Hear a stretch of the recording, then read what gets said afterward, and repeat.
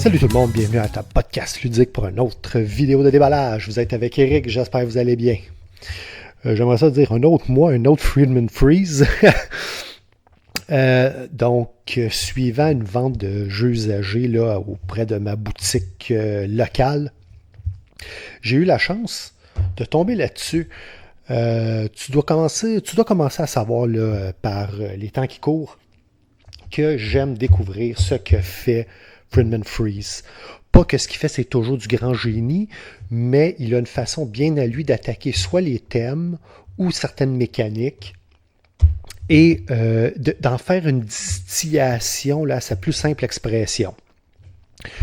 C'est souvent des jeux fortement imparfaits. Fire est beaucoup trop long pour ce qu'il apporte, bien que je l'aime beaucoup. 504, il est supposé avoir 504 jeux, mais ça te prend 2 livres pour comprendre, puis des fois les règlements tombent pas toujours un dans l'autre, avec des setups qui finissent plus de finir. C'était quoi l'autre? Findorf, qui était une ben trop grosse production pour ce qu'il y avait dans la boîte. Là. Finalement, ça aurait dû être une petite boîte comme ça. Et donc, quand j'ai vu ça, puis tu vois là que c'est une copie usagée, là, parce qu'il est un petit peu magané ici, au prix que c'était que la personne demandait pour, je pouvais pas dire non, surtout que je voulais l'essayer depuis un certain temps. Ça se trouve à être un remake de ses anciennes productions. Comme d'habitude, je ne sais pas, au milieu ou dans le coin, je vais te mettre une photo de ce qui était la première production. Mais même si la première était à coût moins élevé, j'étais plus intéressé par le remake. Déjà, la pochette, je la trouvais plus intéressante que celle du remake. Et semble-t-il qu'il a fine-tuné certaines mécaniques dedans pour le rendre encore un peu plus streamline. Je pense que pour avoir vu plusieurs vidéos, je pense qu'il n'y a pas grand-chose dans cette boîte-là. Donc, trêve de discussion, je pense qu'on commence ça dès maintenant. Donc, évidemment, copie de seconde main, donc ça n'a pas été ouvert préalablement. Puis, c'est magané ici. Si tu te demandes la boîte, là, si tu as déjà vu, là, je pense qu'en français, ils appellent ça les hauts fourneaux. Là, si tu as déjà vu Furnace, on parle d'à peu près la même dimension de boîte, là, give or take. Les instructions. Je vais essayer de te tourner ça comme ça ici. Généralement, les instructions de Friedman Freeze sont pas longues, mais sont quand même text heavy. Puis c'est surtout qu'il y a des... le terme, je dirais là, en anglais, là, des intricacies, là, des fois, là, il y a beaucoup de minutie sur des choses qui se voudraient très, très, très simples. Mais sinon, c'est généralement quand même des livres pas pires pour 1 euro. Démonstration des différentes composantes. Comme d'habitude, il y a toujours beaucoup de pièces de bois parce que ça paraît bien là, quand tu regardes qu'est-ce que contient la boîte, mais souvent c'est des trucs qui pourraient y avoir des trackers puis ça ferait la même job, sauf qu'en mettant beaucoup de pièces de bois, il peut justifier le prix. Et ça ici, je crois que c'est l'équivalent du 3e joueur. Encore là, comme dans Furnace, où quand tu jouais à 2, tu devais avoir un joueur intermédiaire. Le setup, encore là, on reconnaît le genre où tout est autour ici. Je pense que je vais te dézoomer ça un petit peu là, pour t'aider à suivre. Comme ça. C'est ça. Donc, bien écrit, généralement très lourd. J'espère qu'il y aura des aides de jeu ou des choses pour nous aider, parce que comme je dis souvent, le problème des jeux de Friedman Freeze, c'est que chaque étape demande beaucoup de petites manipulations et tout l'équilibre réside dans le détail, puis c'est facile d'oublier des points de règle. Des longs exemples. Je vois que je n'ai pas allumé ma lumière du dessus, donc je ne sais pas à quel point c'est bien éclairé. Je pense que comme ça va être correct. Et donc, beaucoup d'exemples. Ici, on voit là dans des cadres, mais on voit quand même que il y a du texte pour souvent ce qui est très, très, très simple. Fin de la partie, donc 10 pages, moins les pièces. Donc on parle de peut-être 6 à 8 règles, petites règles de pages de règles. Donc selon moi, ça va s'apprendre très vite. Le joueur solo, avec comment qu'il réagit. Donc, très bien. Le livre a pas l'air d'avoir été ben magané, puis souvent c'est un indice à savoir si le jeu a été beaucoup joué. Je pense que non. Oh boy! Regarde, j'ai les paravents, puis ils ont même pas été pliés. Fait que ça sonne la personne qui l'a ouvert, l'a essayé une fois, puis ça a fait de la merde. Ça me tente plus. Ça ici, je sais pas c'est quoi ça, mais ici, ça aurait été une belle place pour mettre un aide de jeu. C'est quoi, mettons, les différentes étapes, qu'est-ce qu'il y a à faire. Et voilà. Comme d'habitude, on va se garder le board pour la fin, et monsieur. Les tuiles. Y a-t-il des choses ici? Rien ici.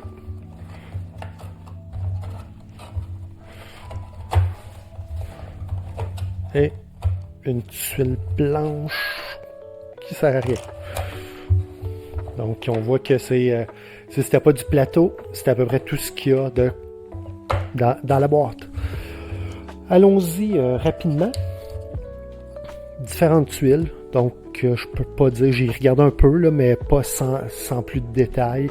Peut-être pour dénombrer soit les joueurs ou les rondes ou quelque chose comme ça. Je pense pas que ça puisse se jouer à 8 joueurs par contre, peut-être plus pour les rounds. Ah, ici, 5 joueurs. Donc peut-être des setups asymétriques. Les règlements vont me le dire. La qualité cartonnée, là, franchement, là, c'est super bon encore. Ça, je dois donner ça. Puis dans le fond, en plus, c'est en français. Donc c'est pas Rio Grande, je crois, celui-là. C'est Matago. Donc, je suis pas habitué d'avoir des copies françaises. Matago, là, je crois qu'ils ont quand même beaucoup, généralement, là, dans leur portfolio, des rééditions en français là, de jeux connus. Là-dessus, là, ben, ça a le design graphique là, de ce que fait habituellement du Weihenspiel. Mais au niveau de la qualité, le qualitatif, rien à dire. Bon, puis d'autres tuiles ici.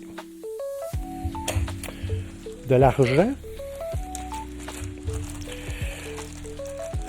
Content que ce ne soit pas de l'argent en papier comme dans Power Grid. Les pièces auraient pu être un petit peu plus grosses comme dans Fium, mais au moins c'est pas si mal. C'est bien indiqué, puis encore là, la qualité cartonnée est très très bonne.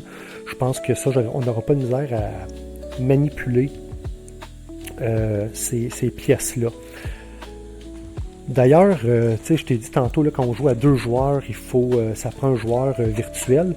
Il n'y a pas de mode solo. Par contre, encore là, comme dans Furnace, comme jeu économique, j'ai toujours aimé le jouer Beat Your Own Score en ayant 2 joueurs virtuels là, pour créer un peu de dynamisme. Fait que c'est un petit peu l'objectif que j'avais avec celui-là, en espérant que ça fonctionne. Je pense que c'est des lingots d'or. Probablement 2 dénominations, genre 1 et 3, ben 1 et 5. Les pièces de bois sont bien faites, sont peinturées très minces.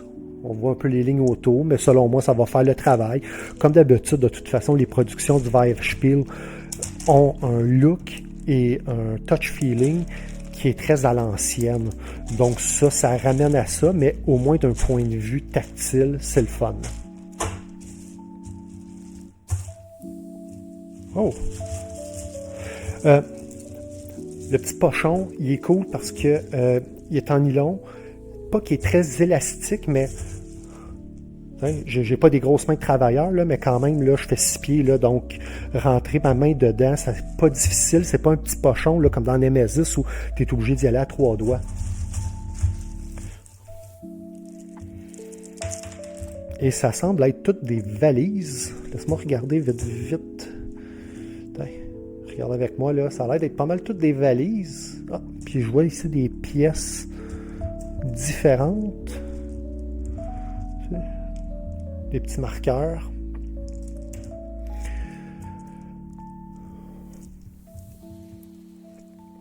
très fonctionnel. Je ne sais pas au moment où, selon moi, là, au moment où cette vidéo-là va sortir, ma critique de Shadow Network devrait être sortie. Puis, je parle des valises qui sont très belles, mais qui sont minces un peu ici. Là, elles sont un petit peu plus épaisses.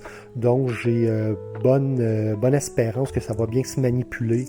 Surtout qu'il y en a beaucoup. Là, donc, je m'attends à ce que la manipulation soit agréable avec ces pièces-là.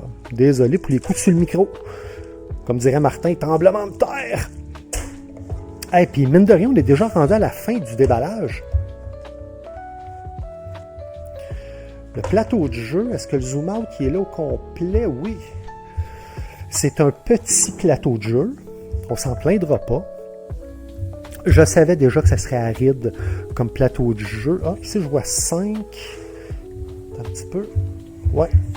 Il est réversible. Donc, ici, pour 2 à 4 joueurs. Puis ce côté-là, pour 5.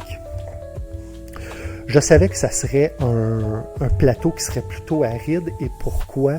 Parce que c'est un jeu de manipulation d'action. C'est un pur jeu de ça. Donc, il y a des marchés d'action, il y a des valeurs d'action, puis il y a le coût de l'or qui va monter. Avec certaines tables là, sur comment gérer l'augmentation ou la descente de l'offre au niveau des actions. Fait que je me doutais, je vais fermer ici, voir peut-être ma lumière au-dessus, peut-être pour t'enlever le reflet, même si ça risque d'être sombre un petit peu. Laisse-moi. Et voilà. Donc, j'espère que ça va bien paraître comme ça. Peut-être avec un petit zoom ici. Wow.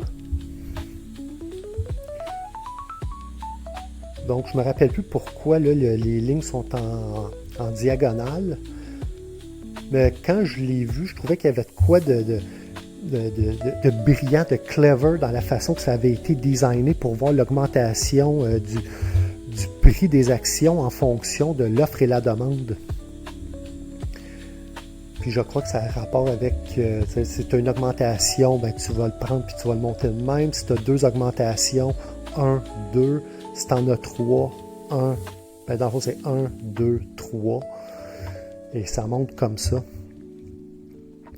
Et écoute, déjà, c'était juste ça. Ça conclut le déballage de Black Friday de Freedom & Freeze. Merci beaucoup de t'être joint à moi et on se voit très bientôt à la table, sûrement pour un autre déballage. Salut là!